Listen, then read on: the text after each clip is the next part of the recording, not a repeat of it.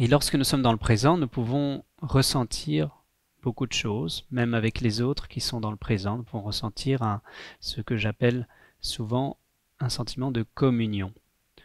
Être en communion, c'est être en union avec tous les êtres qui sont eux aussi dans le cœur. Donc, lorsque chacun, et vous savez, c'est parfois inconscient, un être en ce moment même peut être dans le présent et dans le cœur que vous ne connaissez pas. Si vous vous mettez dans le cœur, peut-être en votre esprit, vous ne pourrez pas dire tiens, tel être dans tel endroit de la planète est en train d'être dans le cœur au même moment que moi, mais en votre corps, quelque chose va se passer en rapport. Parce que plus de lumière s'allume en même temps à l'intérieur, dans les êtres, comme plein de bougies qui s'allument. Et du coup, quelque chose de plus fort, parce que c'est énergétique, c'est une vibration, quelque chose de plus fort se passe dans votre corps. Et donc cette communion est vivante, c'est un réseau qui se forme.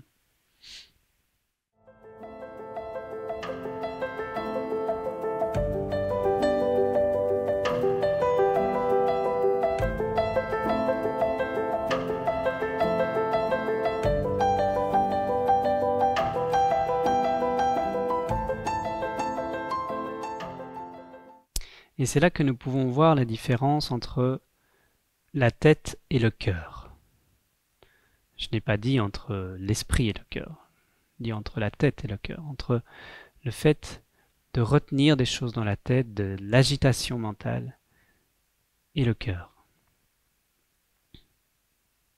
Parce que vous pourriez ressentir des choses en votre corps et puis en votre cœur profond, et cette lumière intérieure se reflète au travers du prisme du mental. Et le mental, c'est un miroir. C'est pour ça qu'on parle de réflexion, on réfléchit. Et qu'est-ce qu'on réfléchit? On réfléchit ce que nous sommes. Donc ce que nous ne sommes pas réfléchit ce que nous sommes. Ce que nous sommes, c'est la lumière intérieure. C'est votre cœur. Ça, c'est ce que vous êtes. Et le mental, c'est une identification. Donc on croit être quelque chose d'autre. On fonctionne, on s'identifie à des rôles. Et le rôle, c'est juste un habit. Qui a créé cet habit? Ce que nous sommes. Notre lumière inonde le mental et ricoche ainsi sur le prisme de ce mental, et la lumière réfléchie, donc ce rayonnement, forme des rôles. Et ça, c'est un jeu naturel. On peut jouer le jeu sans oublier qu'il s'agit d'un jeu. Alors, les rôles sont nécessaires. Dans la vie, les rôles sont nécessaires. Nous avons besoin, pour jouer, nous avons besoin de vêtements.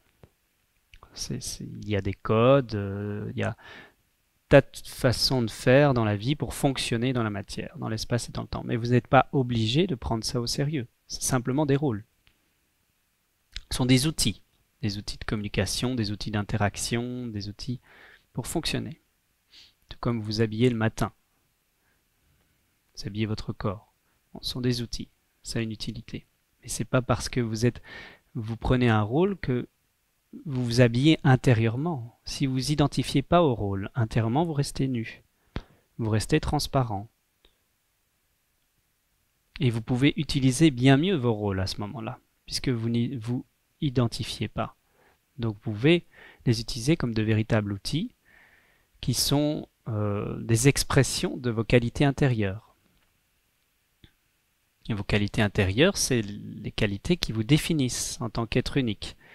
Des qualités qui sont nécessaires pour votre évolution, votre réalisation sur votre chemin de vie, qui est propre à vous, qui est unique.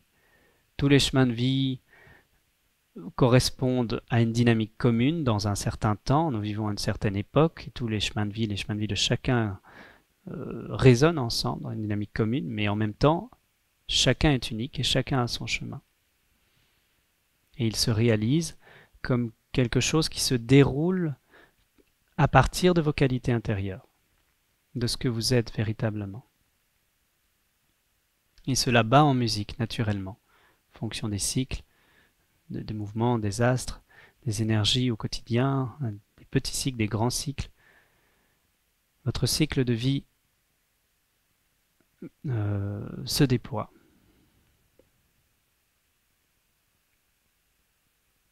Et à partir de là, vous voyez, à partir de cette vision, de ce chemin intérieur, nous ne sommes pas en compétition, en comparaison avec l'autre. Nous sommes avec nous-mêmes. Et c'est à partir de là que nous pouvons être dans le présent, que nous pouvons être neufs à chaque instant. À partir de là, nous sommes sans considération. C'est l'acceptation du non-savoir. Si nous partons de la tête, c'est inconfortable parce que l'activité mentale est construite sur base du savoir. Donc forcément, c'est naturel. On ne va pas pouvoir accepter ça parce que le fonctionnement même à partir duquel on vit s'éteint. Donc c'est notre mort. Donc il faut, pour que ça puisse fonctionner, comprendre qu'il existe un autre espace en nous qui est nous. Qui est le savoir? Nous sommes le savoir. Nous ne savons pas, mais nous sommes le savoir. Il n'y a pas besoin donc d'essayer de comprendre. La compréhension se trouve déjà en soi. On peut laisser venir à soi la compréhension, plutôt que aller la chercher. C'est un mouvement, vous voyez, qui est dans l'autre sens. Plutôt que faire l'effort d'aller vers l'extérieur pour aller chercher quelque chose, il s'agit plutôt de revenir à l'intérieur. Et quand nous revenons à l'intérieur, jusqu'au fond, au centre de notre cœur, nous touchons, comme une respiration, quelque chose qui à ce moment-là se déploie dans l'autre sens et peut commencer à rayonner et aide ainsi votre mental à s'accorder avec le cœur et ainsi à retourner à son silence.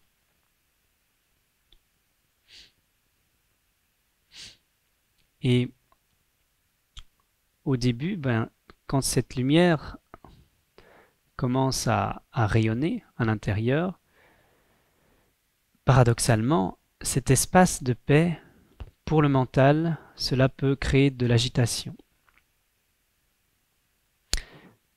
Parce que c'est une lumière éblouissante. Et le mental peut le voir au début comme quelque chose qui lui est hostile, qui lui est étranger. Et donc, cette forte lumière fait remonter tout de l'inconscient au conscient. Et quand ça remonte à la lumière de la conscience, eh bien, plein de schémas psychologiques, plein de pensées peuvent surgir. Mais si l'on reste en notre cœur et si nous sommes dans un état d'esprit où on accueille, si nous sommes dans cette énergie d'amour, alors les choses peuvent très bien s'accompagner et se dissoudre en douceur facilement. Mais cela veut dire que il y a une différence entre le sentiment et la considération de ce sentiment. Et lorsque nous sommes dans le présent, nous pouvons ressentir beaucoup de choses, même avec les autres qui sont dans le présent. Nous pouvons ressentir ce que j'appelle souvent un sentiment de communion. Être en communion, c'est être en union être en union avec tous les êtres qui sont eux aussi dans le cœur. Donc, lorsque chacun, et vous savez, c'est parfois inconscient, un être en ce moment même peut être dans le présent et dans le cœur que vous ne connaissez pas. Si vous vous mettez dans le cœur, peut-être en votre esprit, vous ne pourrez pas dire « Tiens, tel être dans tel endroit de la planète est en train d'être dans le cœur au même moment que moi », mais en votre corps, quelque chose va se passer en rapport. Parce que plus de lumière s'allume en même temps à l'intérieur. Dans les êtres, comme plein de bougies qui s'allument. Et du coup, quelque chose de plus fort, parce que c'est énergétique, c'est une vibration, quelque chose de plus fort se passe dans votre corps. Et donc il y a, cette communion est vivante, c'est un réseau qui se forme. Et cela, ce n'est pas un rôle, ce n'est pas une pensée particulière, ce n'est pas du tout quelque chose qui est duel, donc c'est pas en rapport avec l'autre, contre ou pour les autres. Non, c'est quelque chose qui est unitaire et qui se co-crée parce que ça, plus chacun le réalise, plus en chacun ça se développe. Donc il n'y a pas justement ce principe duel qui est que celui qui en a, son voisin en a moins. Oh, c'est le contraire. Plus ça s'ouvre en vous, plus ça s'ouvre en les autres. C'est infini. C'est une réserve inépuisable en votre être. Plus vous allez en ce sens-là, plus vous êtes dans la création d'un cercle vertueux. Plus toutes vos vertus se déploient. Et plus vos qualités intérieures se déploient, plus vous permettez aux autres de s'ouvrir à leur tour. Vous facilitez le travail. Ils osent plus facilement s'écouter parce que d'autres l'ont fait avant eux. C'est la seule façon de fonctionner vraiment qui puisse être stable. C'est pas une meilleure façon, il n'y a pas de meilleure façon, tout est expérience, mais le seul mouvement qui est stable, qui ne vacille pas, est le mouvement de la nature, celui qu'on peut observer dans la nature, un mouvement naturel. Et un mouvement naturel, c'est quelque chose qui est vertueux. Si on sème, eh bien, cela peut grandir, et lorsque cela grandit, cela produit des fruits, et les fruits produisent encore plus de semences, et cela peut grandir encore, et ça se construit en arborescence, vous voyez, ça se déploie. C'est un mouvement naturel. L'arborescence, c'est un mouvement de connexion. Donc on revient à ce phénomène de réseau, de communion. Comme votre cerveau, plus ça s'ouvre en votre cœur, plus cette lumière inonde votre cerveau. Votre cerveau, ce sont des connexions. Et toutes ces connexions commencent à entrer en amitié entre elles. Parce qu'avant, elles fonctionnent un petit peu chacune de leur côté dans le cerveau. Il y en a qui s'occupent des soucis, il y en a qui s'occupent de tel rôle, il y en a qui s'occupent de tel rôle, il y en a qui s'occupent de la spiritualité, il y en a qui s'occupent de la cuisine. Et chacun est un petit peu dans son coin. Et puis, toutes ces connexions finissent par rentrer en amitié et vos hémisphères se synchronisent. Et donc le principe de réseau, d'union et d'unité peut exister dans la pensée aussi. Le mental peut finir par s'accorder avec le cœur. Mais au début, quand la lumière intérieure vient, cela est un toucher qui peut venir parfois soudainement, mais surtout en tout cas pleinement. Ce n'est pas partiel. Tandis que quand on parle de reconnexion au niveau du cerveau, ça prend un temps. Le cerveau est plastique, donc il se modèle assez bien, mais il prend un certain temps pour que les ramifications, les nœuds se défassent, les connexions se défont et puis se refont d'une autre façon. Ça met un certain temps. Votre corps aussi se transforme, il y a des transformations dans vos cellules. Tout ça est en train de se transformer quand vous écoutez votre cœur et que vous commencez à rentrer dans un mode à l'endroit qui est dans un cercle vertueux, ce qu'on vient de dire, partir de l'intérieur, laisser venir la compréhension plutôt qu'aller la chercher. Vous voyez, c'est dans un autre sens, on remet à l'endroit. Et du coup, votre corps se transforme pour fonctionner dans le sens du courant. Mais ça met un certain temps. Et donc, les pensées, ça met un certain temps pour qu'elles se calment. Comprendre intellectuellement qu'il ne s'agit pas de s'identifier à un rôle, est une prise de conscience nécessaire si on souhaite que ce rôle se défasse, mais ça mettra un certain temps, il y aura un temps entre cette compréhension intellectuelle et le fait de ne plus vivre l'attachement à ce rôle. Par contre, en votre cœur, dès que vous ressentez ce toucher intérieur, si ça vous parle ce qui est dit, ce principe de communion, cette unité qui est en vous, dès que cela vous touche, ça c'est plein tout de suite, ce n'est pas partiel. Et à partir de ce plein, vous pouvez laisser le processus se faire naturellement, ce processus où le corps se transforme et votre véhicule donc se se modifie pour pouvoir recevoir cette lumière, votre lumière, ce que vous êtes. En réalité, à un moment donné, vous comprenez que ce n'est pas le corps ou vous qui recevez cette lumière, mais c'est vous en tant que cette lumière qui prenez place dans le corps. Mais au début, à partir de l'identification, on le voit dans l'autre sens. Et ça, c'est un processus qui ne vous concerne pas. Donc vous n'avez pas à prendre en charge. Tout ce que vous pouvez faire, c'est simplement ressentir ce sentiment plein que vous êtes. Et à partir de là, le reste découle. Et cette transformation se fait. Donc, dès que vous comprenez et que vous avez ce sentiment, que vous avez une compréhension interne, je dirais, intuitive, de ce dont il est question quand je parle du centre du cœur,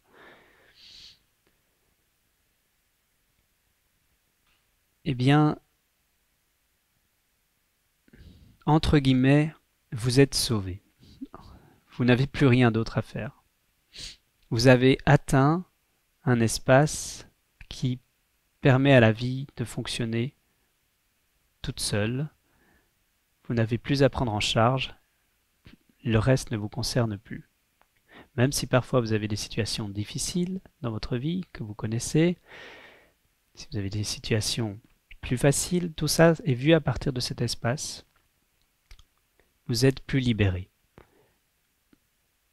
Et donc, quand on est dans cet espace de communion, on peut sentir quelque chose qui reste et qui nous accompagne. Et plus ça se cultive, plus nous sentons cet accompagnement.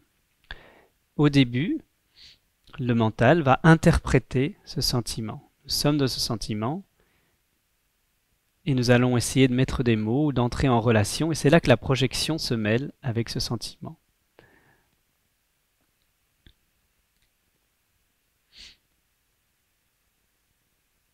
Le sentiment est réel, ce qu'on a mis par-dessus est une histoire qui n'est pas irréelle parce que tout est réel si on l'a créé quelque part. Mais cela peut nous éloigner de l'essentiel de ce que nous sommes. Et si nous identifions au rôle, à cette projection, on sent bien qu'en notre corps ça se tend un petit peu, ça se crispe un petit peu, c'est moins ouvert, moins simple. Et en fait, les choses pourraient juste être plus remplies dans l'instant. L'instant pourrait être plus spontané et ça pourrait davantage circuler si on était juste nous maintenant.